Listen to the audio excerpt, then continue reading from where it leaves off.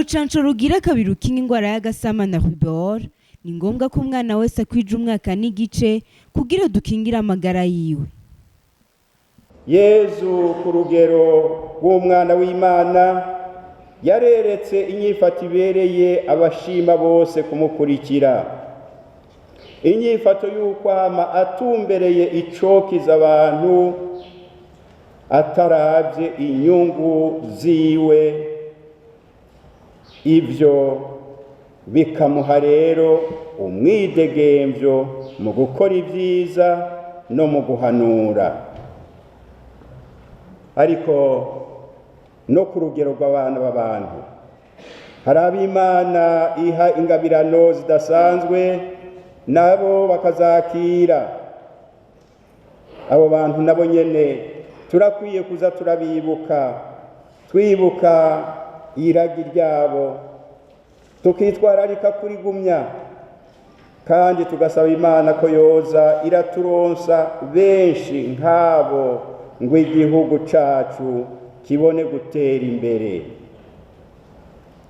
Kuri uyu munsi twibuke igihe incungu yo kwikukira kw'igihugu cacu yagandagurwa haciye imyaka 59. Hari ikintu kidasanzwe mbona cerekana umwidegemvyo uyu muganwa Rudoviko Rwagasore nawe nyene yerekanye ku rugero rwiwe. Rwagasore nogira nti ntiyagomvye kwigenza nk'abandi baganwa bose ngo ahimbarwe no kubandanya yibera mw'iteka ry'umwana w'umwami wenyene. Yagumanye umwidegemvyo niwo wamuranga, umwidegemvyo umutuma akora ibintu bitangaje mugabo vyigisha atarinze kuvuga menshi, kuwugomba kubona, kuwugomba gutegera. Umuntu yovuga byinshi ivyo musanzwe muzi, mugabo murazi ko atari cyo kibanza. Ariko kugira ngo dutange nk'akarorero kamwe,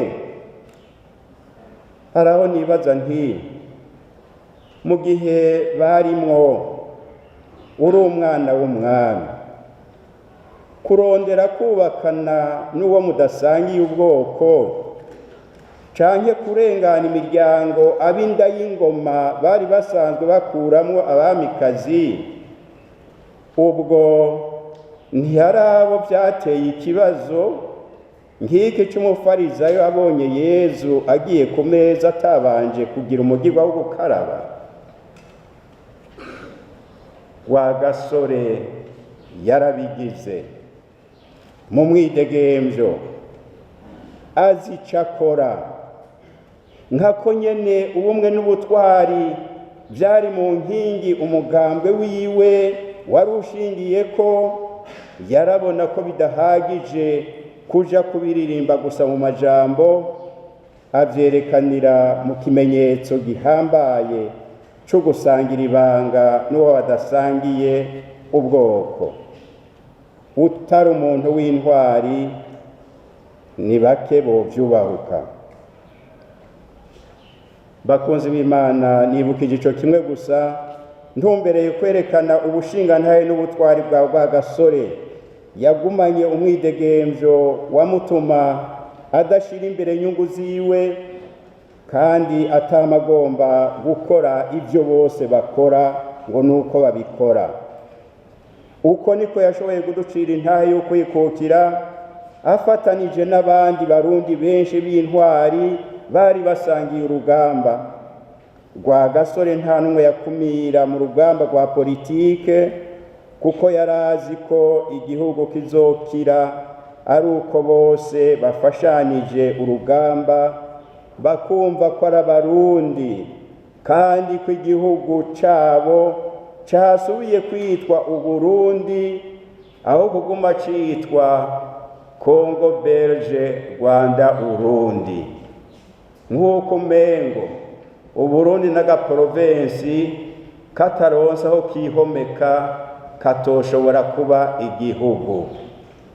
Nimuze tuje hamwe niko yagize nimuze tuje hamwe dusubire iteka igihugu cacu tubanje no kugisubiza izina, tureke kuguma twitwa Kongo, Belge, Rwanda, Burundi, tubu Burundi. Yarabishitse ko naho watabibonye, abo yabicira ni twebwe nyene twarabibonye. Kuri uyu munsi rero twaje kwibuka incungu y'u Burundi yagandaguwe, tubandanye tumusabira ubuzima buhoraho yemera mu Mana, dusabire abo bose bamwiyumvamwo babandanye bamwiyumvamwo, ngo babandanye bahabwa icubahiro n'iteka bibakwiye.